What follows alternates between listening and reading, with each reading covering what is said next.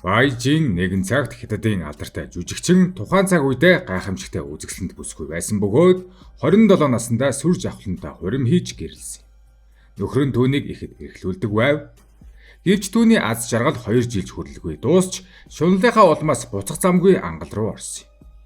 Тэр ердөө 29 наснда өөрийн нөхрийн гарт амиа алдаж ирээдүйтэй амьдралаа бүр мөсөн сүрүүлжээ. Ирээдүйтэй жүжигчнээс гэр бүлийн хүчирхийллийн хохирогч боллоо явхад яг юу болсон юм бол? Байжийн 1983 оны 6 дугаар сарын 4-нд Ляны мужийн Тэйлийн хотод төржээ. Багасаа л авьяаслаг байсан тэрээр жүжигчин болохыг мөрөөдөн үүнийхээ төлөө шаргуу хичээллэж, багасаа жүжигчний сургуульд орохоор бэлтгэж энэнч амжилттай болж 18 наснда Хятадын Төв театрын академид элсэж чадсан. 2004 онд театрын найруулагч Байжинг үл хөдлөхийн саятан хөрөнгө оруулагч бизнесмен Жоу Чинхайтай танилцуулжээ. Тэр үед Байжин дөнгөж 21 настай оюутан байсан бөгөөд Жоу Чинхай түүнд анхны харцаар дурлсан гэдэг. Энэ нь гайхах зүйл биш байлаа. Төв театрын академид гоо үзэсгэлэнтэй бүсгүүчүүд олон байдаг ч Байжин тэднээс дутах зүйлгүй байлаа. Тэр зөвхөн үзэсгэлэнтэйгээс гадна асар их авьяастай нэгэн байв. Тус академид элсэх өрсөлдөө маш ширүүн байдаг. 2002 онд тус сургууль эсэлтийг нэмэгдүүлж, нэг ангийг мюзикл, нөгөөг нь жүжигчний чиглэлээр хуваасан бөгөөд Байжин мюзиклийн ангид хуваарлагдсан байна. Тэр дуулах, бүжиглэх чадвараараа тун сайн, хичээлийн ерөнхий дүнгээрээ ангидаа дээгүүрт ордог. Бүжгийн багш нь хүртэл түүнийг ихэд үнэлж, ирээдүйтэй гэж үздэг байсан.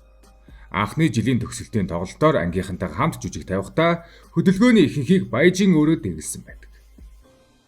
2006 онд сургуулиа төгсөх үед Хятадын хүүхдийн үндэсний театр ажилтан шалгаруулж байв. Ердөө 4 хүнийг л авах байсан ч Байжин шилдэг нэр дэвшигчдийн нэг байж. Тэр үзэсгэлэнтэй жүжиглэлт болон дуулалт сайтай байсан ч гэр бүлийн нөхцөл байдал нь тийм ч сайн биш байв. Багад нь эцэг ихэн салж өсвөр насндаа ээжтэйгээ хамт Бээжинд ирж бүжиг сурсан байна. Оюутан болоод сургуулийн дотор байрандаа амьдарч эхэлсэн ба амьдрал ахуйд нь санаа зовсон ээж нь ойр ойрхон ирж иргэдэг байсан. Ангийн хамт олон нь түүний ээжийг сонсголын бэрхшээлтэй гэдгийг мэддэг, гэр бүлийнх нь байдал хүндхэн гэдгийг ч ойлгодог байсан. Мөн ээжийнх нь нүдэнд Байжин энэ дэлхийн цорын гац найдвар гэдэг нь илт харагддаг байв. Хожим бүсгүй бизнесмен Жоу Чинхайтай танилцахдаа түүнд зориулж хийсэн анхны хоол нь замын хажууд хүмүүсийн хийж зардаг халуун ногоотой шүл байсан нь тухайн үеийн санхүүгийн байдал тийм сайн биш байсныг харуулна. Үнэн дээр Байжин Жоу Чинхайтай танилцах үед Жоу аль хэдийн гэрэлсэн хүүхэдтэй хүн байж. Гэвч Жоу Чинхай Байжинтэй заавал хамт байхыг хүссэн тул гэр бүлээ цоцлуулсан байна. Эхэндээ түүний гэр бүл найз нөхдөд энэ шийдвэрийг дэмжээгүй бөгөөд Жоугийн ээж тэдний харилцааг маш их эсэргүүцэж байсан. Жоугийн өндөр настай эцгийнх нь хамгийн их санаа зовж байсан зүйл нь Байжин жүжигчин хүн байсан явдал бөгөөд түүний хувьд энэ мэрэгжил тогтворгүй санагддаг байж. Харин Жоу Чинхай хувьд жүжигчин бүсгүүтэй гэрлэх нь нэр төрийн хэрэг байлаа.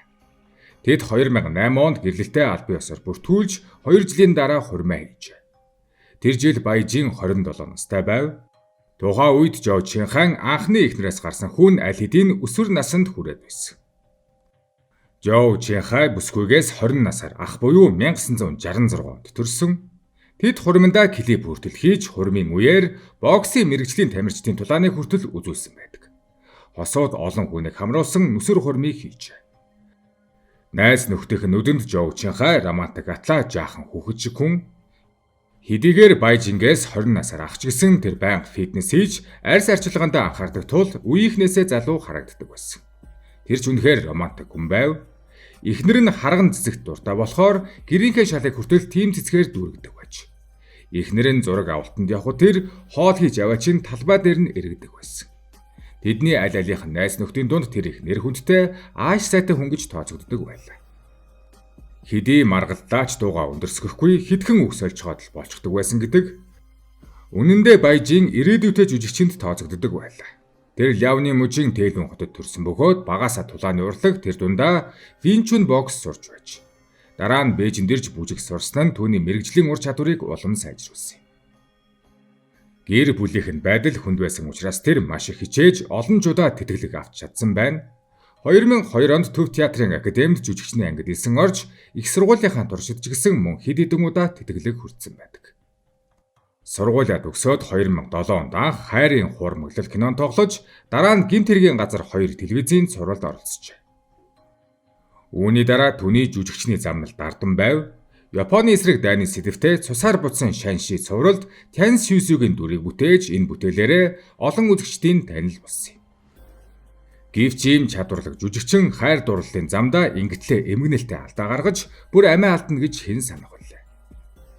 Үүнээс гадна тэр гэрэлсэн байх хугацаанд өөр эртээ зохисгүй харилцаатай байсан нь илэрсэн бөгөөд үүнээсээ болж нөхөртөө алгадуулж бүр нөхрөө гэр бүлийн хүчирхийлэл үзсэн хэмээн шүүхэд өгч салах хүсэлтэд илэрхийлсэн байна. Тэр бил бинжинтэй гэр бүл халамжтай нөхөр амжилттай карьераа эхлүүлж чадсан ч тэр хөнгөмсөг болоод хар буруу бодолтой нэгэн болж хуурчээ. Нөхрөө шүүхэд өгч нэхэмжлэл гаргаснаас 2-7 хоногийн дараа тэр өөрийн гэртээ нөхрийнхөө гарт тутгалуулж амиа алдсан юм. Тэр дөнгөж 29 настай байв. Эмгэнэлтэй түүнийг хөнөөсний дараа нөхрөнч мөн амиа хорсон. Хөршүүдийн дурдснаар хэрэг болсон өдөр Байжингийн ээжинд буюу бүсгүйн төрлөх гэрт маш ширүү маргаан гарч чанга дуу чимээ тасралтгүй сонсогдож байжээ. Цагдаагийн мэдээснээр тэр маргаан үд дунд орчим дууссан бөгөөд шалтгаан нь Байжин хутгалуулж амиа алдсан явдал байлаа. Энэ өнцгөөс харахад тэдний харилцаа гаднаас аль сайхан харагдаж байсан болохоос дотроо аль хэдийн бүрэн замбраагүй байжээ. Тэдний ойр дотны найз нөхдөж энэ эмгэнэлт явдал тодорхой хэмжээнд урьдчилан таамаглаж болох байсан гэж хэлсэн ч ийм амжилттай төгсгөл болно гэж хинж төсөөлөөгүй байна. Эдгээр мэдээллийг интернетэд нийтэлсэн хүн нь Жоу Чинхагийн найз байсан ба тэрээр Жоу Чинхаг найз нөхөдтэйгөө тогтмол уулзах үед Байжинг огт дагуулж ирж байгаагүй гэж хэлсэн байдаг. Мөн Жоу маш их гондуу сэтгэл санаагаар унсан харагддаг, найз нөхөдтэйгөө хооллохоор гарч ирэхдээ ч өөрийгөө албадаж байгаа нь илт мэдрэгддэг байсан байна. Жоугийн гэр бүлийн зөвшөөрлөг авсны дараа тэр хүн бүр илүү цочирдон мэдээллийг дэлгэсэн. Байжингийн нөхөртөөгөө маргалсан маргаан нь өөр нэг эрэгтэйтэй холбоотой байсан нь тогтоогдсон байна. Жүжигчин бүсгүй өөрийгөө өндөр албан тушаалтны хүү хэмээн ярьдаг нэгэн эрэгтэй хамтран бизнесийн хамтын ажиллагаа гэсэн халхавчийн дор Жоу Чинхагаас бараг 10 сая юан залилсан байна. Мөн нөхрийнхөө Audi A8 автомашинаас нь хүртэл салгаж өнөө хэрдээ өгсөн бөгөөд залилан амжилттай болсны дараа нөхөртөөгөө албаар муудалцаж алгадуулсан байдаг. Тэд бүр Жоу урагдах зорилгоор биеийн үлгч хөслөн түүнийг уруу татаж үнэнч бус явдлын бичлэг хийж үүнийг ашиглан салтын замаар тэтгэлэг авах төлөвлөгөө боловсруулжээ. 2012 оны 1-р сарын 1-нд Байжин Жоугийн ээжтэй эмнэлэгт уулзаж түүний хүүгээс сална гэдгээ хэлсэн байна. Үүнийг сонссон Жоугийн ээж зүрхний шигдээс болон нас оров. Энэ явдал Байжин Жоу хоёрын харилцааг бүр мөсөн эвдсэн. 2012 оны 2-р сарын 13-нд Байжин Бээжингийн Чаоян дүүргийн ардын шүүхэд салалтын нэхэмжлэл гаргаж Жоуг амрагтай садар самуу материал хадгалдаг. Гэр бүлийн хүчирхийлэл үйлдсэн гэх зэрэг олон үндэслэл дурдсан байна. Мөн Жоуг өмнө нь гэрлэж хүүтэй байсныг мдээгүй гэж мэдүүлжээ.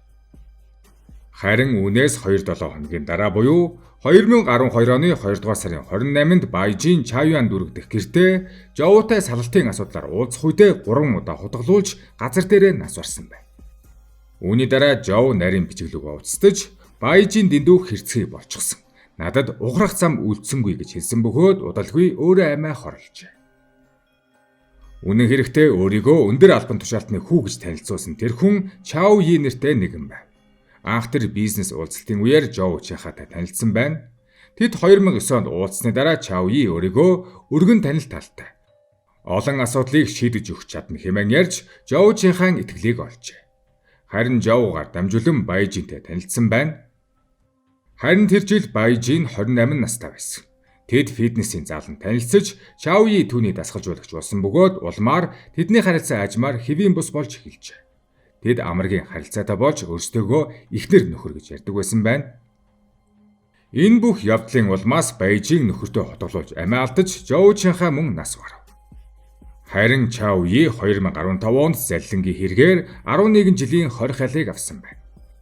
Энэ хэрэгт үнэндээ ялагч гэж байсангүй. Энэ бүхэн нь хүн хэд их шуналтай байж болохгүйг харуулсан эмгэнэлт жишээ. Энэ хэрэгт Жоу Чинхан хар хэд туйлширсан Байжингийн гаргасан алдаа дэндүү ноцтой байсан. Харин Чао Yi хэмээх луурчин 11 жилийн эрх чөлөөгөө алджээ. Хинч ялсангүй. Амьдрал дээр үнэндээ амжилтанд хүрэх товч зам гэж байдаггүй. Газартайгаа ойр бодиттой амьдрах, байгаа зүйлдээ сэтгэл хангалуун байх. Өөрт буй үндсэнийг мэдэрч талархах нь гартаа барьж болох хамгийн найдвартай аз жаргал билээ.